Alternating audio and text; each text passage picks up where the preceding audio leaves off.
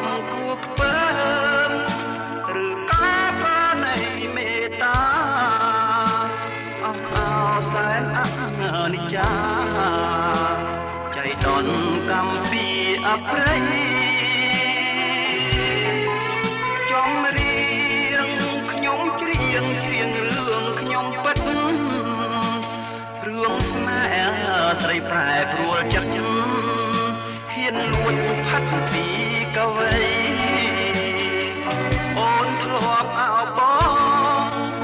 ងធ្លាប់ថាភ្នំបំបីឥឡូវអូនអោបមកប្រុសថ្មី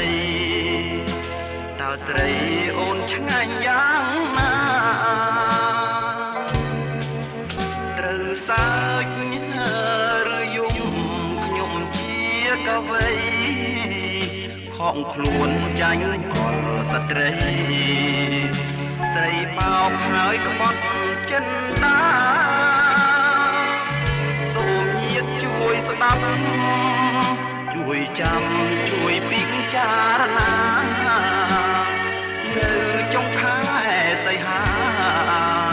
សង្សារផ្ដន់ទាប្រឡ័យត្រនំទួលគោកខ្ញុំចាញ់បោកគេចាញ់ចិត្តចាញ់រូបស្រីស្នេហ៍មាសមេធ្នប់អោបប្រុសថ្មីបងឃើញនឹងភ្នែកមិនបាច់មកប្រកែកអី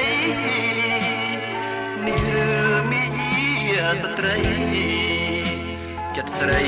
1001ក្បត់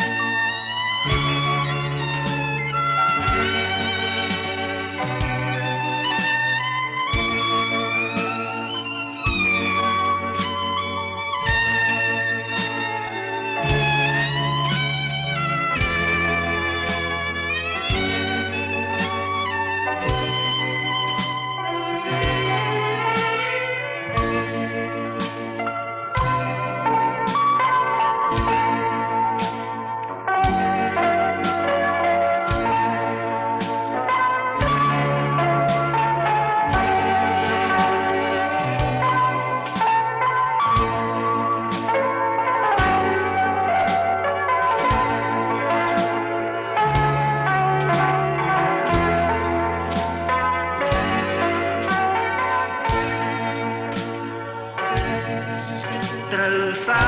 ចឬយំខ្ញុំជាកវីខំខ្លួនចាញ់អត់ស្ត្រីស្រីបោកហើយបត់ចិនដាស្មានដូចកងរីបានជាខំណំស្នេហាមិនដឹងចិត្តស្រីសាវាឈ្មោះថាជាស្រីកាកេបើសិនខ្ញុំសាច់ជាងទឹកភ្នែកដើមព្រុងស្ទើរតែធ្លាយបែកព្រោះខ្មាស់នឹងសំដីស្រីបើសិនខ្ញុំយំតើខ្ញុំយំប្រយោជន៍អីរឿងអូនខ្លះមានប្រុសថ្មីក៏វៃបងសូមជូន